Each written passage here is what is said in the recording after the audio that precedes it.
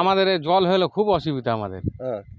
যাতায়াত খুব অসুবিধা। তো আমাদের জমি, আমাদের থারাজের যত লোকের জমি সব উপরে আছে ডাঙ্গিতে। আমাদের ধান নিয়ে আসতে হয় আলাল হয়ে ঘুরিয়ে, আমাদের খুব অসুবিধা।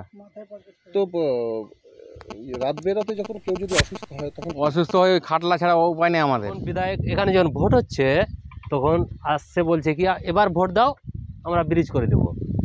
তারপরে ভোট যখন হয়ে গেল, তারপরে বিধায়করা গেছে গেলে পারে থারাজ বলে গ্রাম আছে, এটা চিনতেই পারে না ওরা। তো এখন গভর্নমেন্টের একটু অর্থনৈতিক অবস্থা একটু খারাপ আছে কেন্দ্রের বঞ্চনার জন্য। বেনিফিশিয়ারি অনেক ভালো ভালো স্কিম চলছে, সেগুলো বন্ধ করা যায় না। এগুলো দাবি আমি বারে বারে বিধানসভায় তুলেছি, অধিবেশনে তুলেছি, লিখিত আকারে কোশ্চেন অ্যান্সারে, কলিং মেনশনে, এবং এমনকি আমাদের রাজ্যের সফল মাননীয় মুখ্যমন্ত্রী মমতা বন্দ্যোপাধ্যায়ের কাছে আমি এটা দাবি করেছি।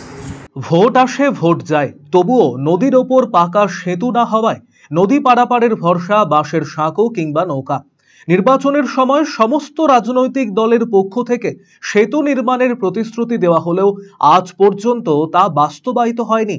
তাই এই বর্ষায় বর্তমানে নৌকা করেই নদী পারাপার করছেন গ্রামের সাধারণ মানুষ থেকে শুরু করে ছাত্রছাত্রী সকলেই। উত্তর দিনাজপুরের ইটাহার থানার মারনাই অঞ্চলের থারাইশ হোসেনপুর কেলাগাছি গ্রামে যাওয়ার একমাত্র উপায় নদী পারাপার করে আসা যাওয়া। ফলে নৌকা করে সুই নদী পারাপার হয়ে থারাইশ গ্রামের সাধারণ মানুষেরা নিত্যদিন যাতায়াত করেন। বাসিন্দাদের অভিযোগ, ভোট আসলেই রাজনৈতিক দলের নেতৃত্ব বিধায়কদের তরফ থেকে সেতু নির্মাণের আশ্বাস দেওয়া হলেও ভোট পার হলেই আর কাউকেই দেখা যায় না এলাকায়। ফলে বছরের পর বছর বর্ষাকালে নৌকা করেই নদী পারাপার এবং গরমকালে বাঁশের সাঁকো বানিয়ে পারাপার হতে হয়। ঝুঁকিপূর্ণভাবে সাঁকো পারাপার হতে গিয়ে অনেক সময় দুর্ঘটনার কবলে পড়তে হয়। আর এমনি যখন এদিকে যাও মধুবনে যখন কিছু যাও তখন কি অসুবিধা হয়? প্রচুর অসুবিধা হয়। কীরকম? আর এমনি অন্য সময় এখন তো বর্ষা, মাছাতে নদী নৌকাতে যাচ্ছেন, আর অন্য সময় মাছা করে সমস্যা হয়। সমস্যা হয় না, আমাদের বয়স্ক মানুষের সমস্যা হলে দাবিটা ওইটা ব্রিজটা হচ্ছে না, ওইটাই দাবি। খুব কষ্ট হচ্ছে, দেখতে তো পাচ্ছেন কি যে নদী পারাপারি ওইটা, ওই জন্য এই দাবিটা।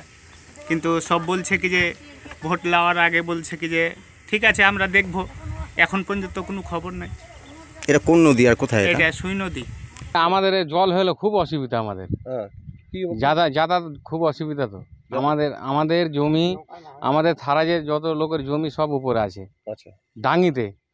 আমাদের ধান নিয়ে আসতে হয় আলাল হয়ে ঘুরিয়ে, আমাদের খুব অসুবিধা। তো রাত বেরাতে যখন কেউ যদি অসুস্থ হয়ে খাটলা ছাড়া উপায় নেই আমাদের। এই তো জলে এদিকে তো যাতায়াতের অসুবিধা, নৌকাতে পার হইতে হয়। আর এদিকে ইয়াতে রুগী টুগিলে খুব ঝামেলা অসুবিধা হয় যাওয়া আসার। নৌকাতেই পার হতে হয়।